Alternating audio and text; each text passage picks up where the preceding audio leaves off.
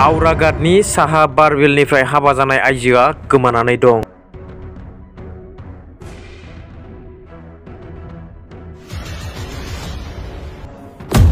कार्बि आंलं जिल्लानि हावराघाट पुलिस थानानि सिङाव थानाय साहा बरबिल डनबस्तिनि सुमन मुजुमदार मुंनि सासे सुबुंनि बिसि शिबनी जसमी मुजुमदारा थांनाय 10 साननिफ्राय गोमानानै दं।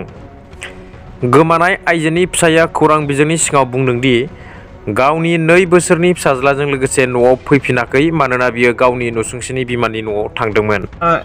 माइकीजनी आरो मोर लरा आছিলে 2 বছৰীয়া लरा एटु লৈ मागৰত जाम বুলি ওলাইছে এতিয়ালৈকে খবৰে নাই। गावनि बिमादैनि न'आव गोबां नागिरनायनि उनाव बिथाङा नर्थ बारबिल लेङाइ पुलिस थानायाव एफआईआर होदोंमोन, नाथाय गोमानाय आइजोखौ दासिम नागिरना मोनाखै। बे समावनो आइजोनि फिसाय आरो बिमाया 6 बोसोरनि गथ'साखौ न'आव गारलांनायखौ लानानै सोमोनांथाव थासारियाव दं।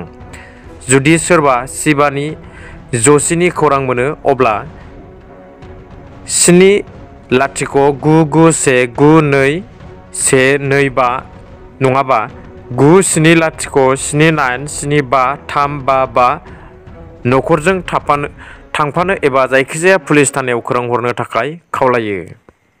বাবার ঘৰত যাম কৰি মঙ্গলবাৰে 10টা-11টা বজাত গৈছে, ইয়াতো নাই।